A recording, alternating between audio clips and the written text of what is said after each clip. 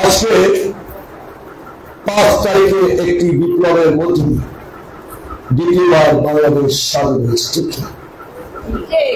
এই স্বাধীনতায় শহীদ হয়েছে আপনার সন্তান হুসাইন, এই স্বাধীনতায় শহীদ হয়েছে মুগ্ধ ওমর ফারুকরা। 9 বছরের শিশুকে মা যখন ছাদে বসে গুলি দেখছিল, সেই শিশুর বুক বেদ করে সেও শহীদ হয়েছে। হাজার শিশু, হাজার মানুষ, হাজার মা বোনেরা পঙ্গু হয়েছে, আর 900 মানুষ শহীদ হয়েছে। এটি কম কথা নয়।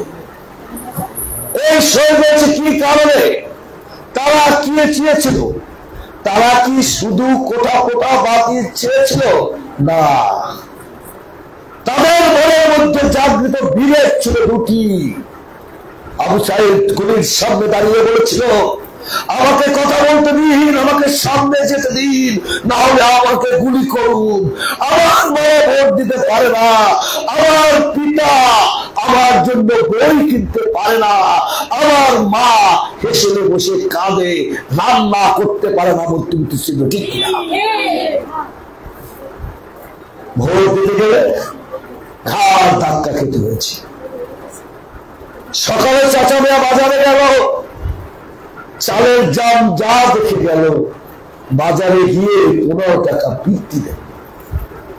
70 টাকার পেঁয়াজ এক রাতে 160 টাকা হয়ে গেল। এটি কি কারণে? কালকের পত্রিকায় দেখবে 90,000 কোটি টাকা বুবুজার বিদেশে দিয়ে গেছে। টাকা আসবে কোথেকে? আপনারা সবার নেত্রী জিয়াউর রহমানের কথা বলেছেন, নারী শিক্ষার কথা বলেছেন, এদেশের ইন্টারমিডিয়েট পর্যন্ত ছাত্রীদের। আমি একটি কলেজের প্রিন্সিপাল ছিলাম, আমার কলেজে কোনো মেয়ের তো বেতন লাগেই না, বরঞ্চ মাস শেষে টাকা আসে। আবার গ্রামের কলেজ, আমরা তো বেতন নেই না, কিন্তু পূর্ণাঙ্গ বেতনটা আসে, ঠিক কেন? তাহলে কটা ভাগে ভাগ করে নারী শিক্ষার উন্নয়নে বেগম খালেদা জিয়া কাজ করেছে, এটা বুঝতে।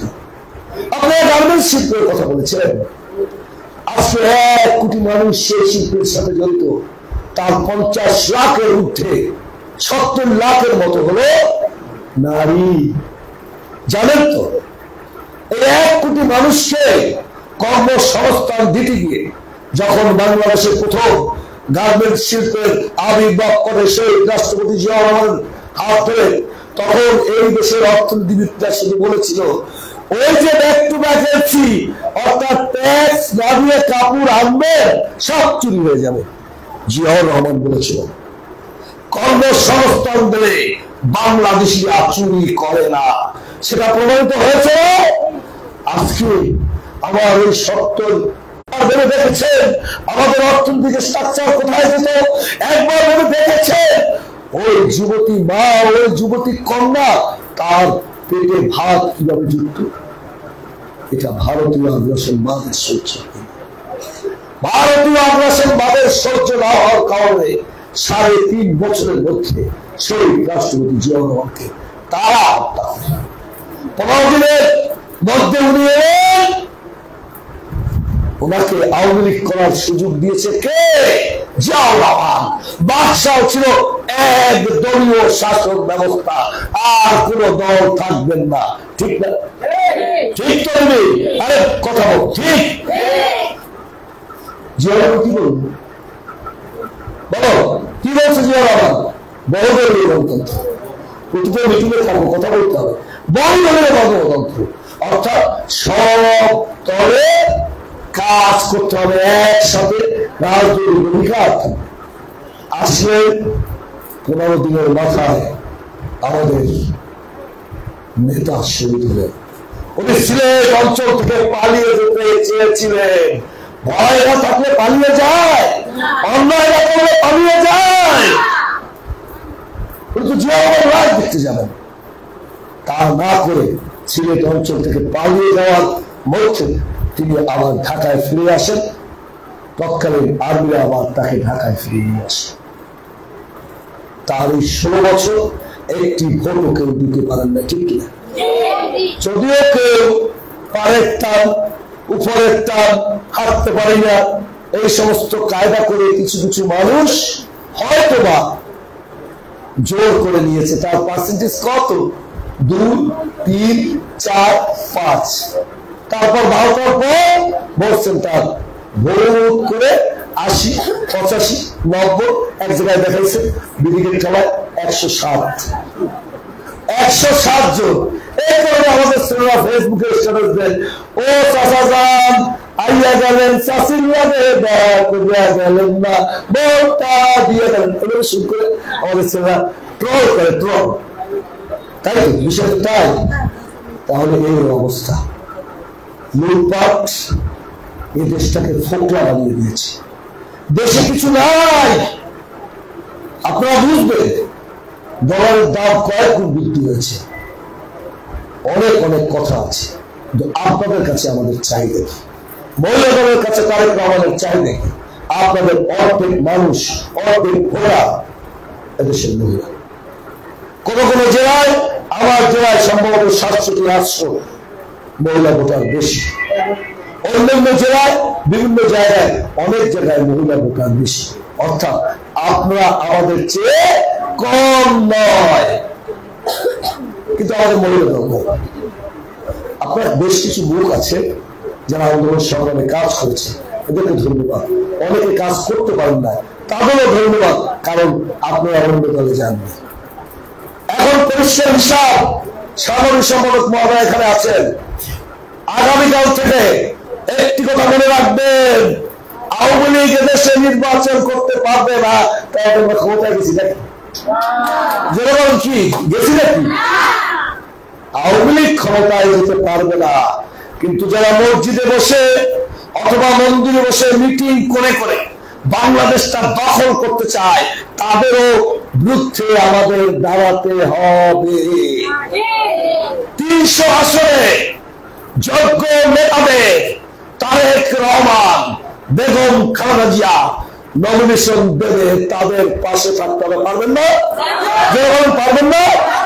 তারা লড়াই শুরু হবে কবে থেকে? আফ্রিকাও থেকে আপনাদের লড়াই শুরু হবে। যতক্ষণ পর্যন্ত শেখ হাসিনাকে বাংলাদেশে এনে আমার সরকার হত্যার বিচার না হবে, ততক্ষণ পর্যন্ত রাজপথ পারবো না। আরে জনগণ পারবো না, পারতে তো আপনাদের হবেই। কারণ মহান আল্লাহ রাব্বুল আলামিন কোন নারীকে নবী বানাননি, কিন্তু মা বানিয়েছেন। মা বানিয়েছেন, আপনারা হলেন মা। মায়েরা যদি সাহস পাবে, তারেক রহমান এগোতে পারবে না। আর তারেক রহমান এগোতে না পারলে আবার কোন অপশক্তি বাংলার জমিনে শকুনের মতো আপনার রক্ত খাবে, আপনার সন্তানের রক্ত খাবে, আপনার রক্ত লুট করে নিয়ে যাবে, আপনার সমস্ত কিছু ধূলিসাৎ হয়ে যাবে। আমরা তাকিয়ে তাকিয়ে দেখবো, তখন আর কিছু করার থাকবে না। আজই দেশটাকে বিনির্মাণ করার জন্য আপনাকে রাস্তায় থাকতে হবে। মনে রাখতে হবে, আপনার দল ক্ষমতায় যায়নি, আপনারা আমরা কেউ দূরত্ব করব না, প্রতিযোগিত নয়। অনেক অনেক অল্প মানুষ আমরা নেতৃত্বে আছি, আমরা সবাই মিলেমিশে দলের জন্য কাজ করব। আর দলের জন্য কাজ করলে কিছু না পেলেও এই দলটি যদি ক্ষমতায় যায়, আপনি একটি সালাম পাবেন, আপনি একটু মর্যাদা পাবেন, ঠিক না? আমি এই জেলার নেতৃত্বকে অনুরোধ করব, আগামী 1 সপ্তাহের মধ্যে, তবে মনে রাখবেন আপনারা আলাদা কোন সরকার নয়। আমার যারা ওখানে নির্বাচিত নেতৃবৃন্দ রয়েছে, তারা যতই অযোগ্য হোক অথবা যোগ্য হোক, আমার জেলা বিএনপি কর্তৃক তারেক রহমান কর্তৃক মনোনীত থানা কমিটি, উপজেলা কমিটি, পৌর কমিটি যারা বিএনপি রয়েছে তাদের সাথে সমন্বয় করে করে যদি আপনারা আগান, আপনাদের পথ স্মুথ হবে, তারা সহযোগিতা করবে, আমরাও এবং আপনার মহিলা দল আপনাদেরকে সহযোগিতা করতে পারবো। তা আমি আর বক্তৃতা বাড়াবো না, মায়েদের কাছে অনুরোধ, আসুন যেমন রাজপথে থাকবে ঠিক তেমনি ভাবে মহান আল্লাহ রাব্বুল আলামিনের কাছে আমাদের নেত্রী দেশ নেত্রী বেগম খালেদা জিয়া বিজয় দেখে যেতে পারছে, সেই শুকরিয়া।